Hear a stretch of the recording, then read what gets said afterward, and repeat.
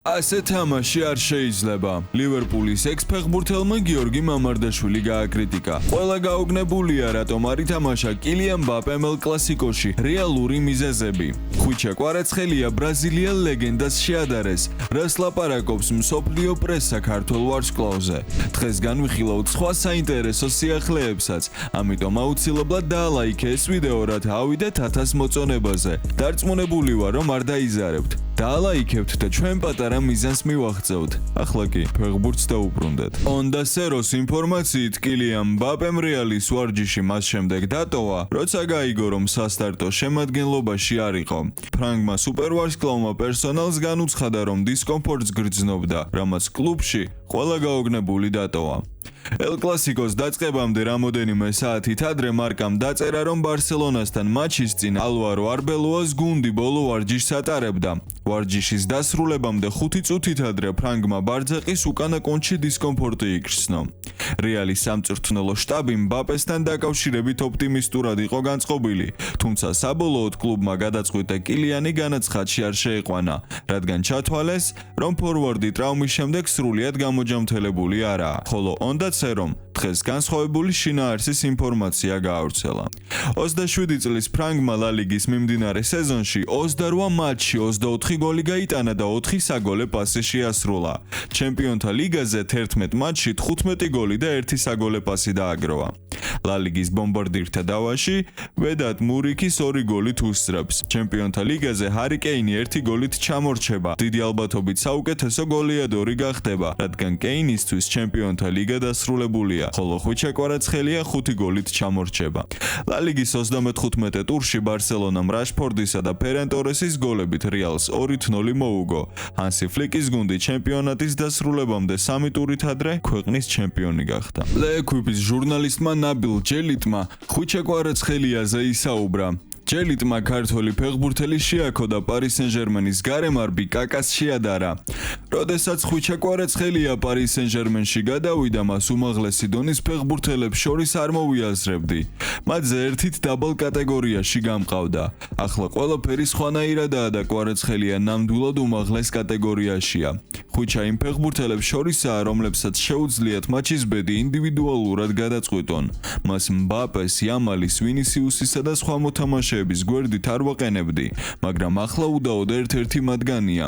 როდესაც კვარაცხელია გადაწყვეტს, რომ განსხვავება შექმნას, ეს გამოსდის. მისგან რასაც ველოდებით ზუსტად იმას აკეთებს და ჩემი აზრით პარი სენ-ჟერმენისთვის გამორჩეული აქტივია.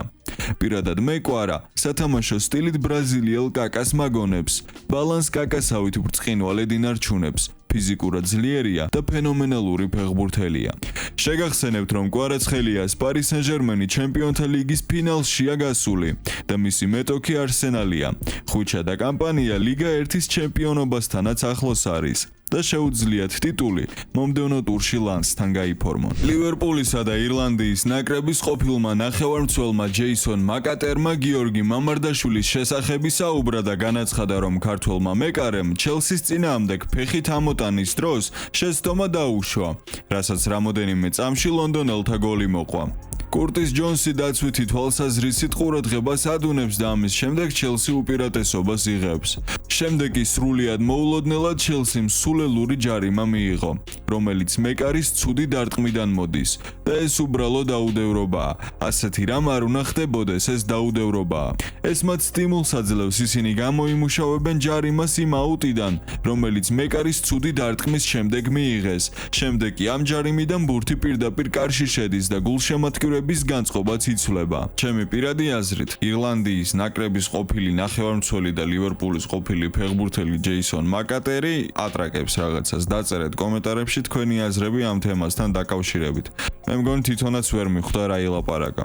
საქართველოს ნაკრებისა და სენტ-ეტიენის შემტევი ზურიკო დავითაშვილი ლიგა 2-ის 2025-26 წლების სეზონის საუკეთესო ფეხბურთელად დასახელდა. გადაწყვეტილება საფრანგეთის პროფესიონალურ ფეხბურთთა კავშირმა ცოტა ხნის წინ გამოაცხადა. ვინაიდან რამოდენიმე დღეში ზურიკო დავითაშვილს სენტ-ეტიენთან ერთად ლიგა 1-ში გადასასვლელი საპლეი-ოფო მატჩი აქვს, დღევანდელ დაჯილდოებაზე დასწრება ვერ მოახერხა და სპეციალური სამადლობელი ვიდეო მიმართვა გაავრცელა. საღამო მშვიდობისა ყველას. მინდა მადლობა გადაუხადო ყველა იმ მოთამაშეს, ვინც ხმა მომცა.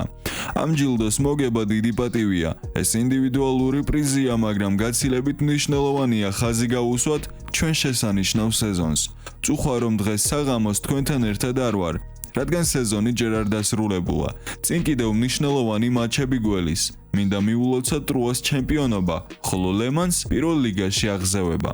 მათ კარგი სეზონი ჩაატარეს. კიდევ ერთხელ გიხდით მადლობა სამ ჯილდოსთვის და სასიამოვნო საღამოს გისურვებთ. ქართველი შემტევი ლიგა 2-ის სეზონის სიმბოლურ გუნდშიც შეიყვანეს. დავითაშვილმა რეგულარულ სეზონში 29 მატჩი ჩაატარა, 14 გოლი გაიტანა და 5 საგოლე გადაცემა შეასრულა. ჩვენი ბიჭები საოცრებებს ატარებენ მსოფლიო მასშტაბზე. ახლო მომავალში UFC-შიც გველოდება კაი ამბავი. ილია თოფურია იჩხუბებს თეთრ სახლში. დღევანდელი ვიდეო კი დასასრულს მიუახლოვდა. შეამოწმეთ თუ გაქვს გამოწერილი არხი, რადგან ეს ძალიან მნიშვნელოვანია, მაგრამ პირველ რიგში შენთვის, რათა არასდროს არ გამოტოვო ყველაზე საინტერესო სიახლეები ქართველ და მსოფლიო სპორტსმენებზე. მადლობა ყურადღებისთვის, მომავალ შეხვედრამდე და აბა წარმატებები.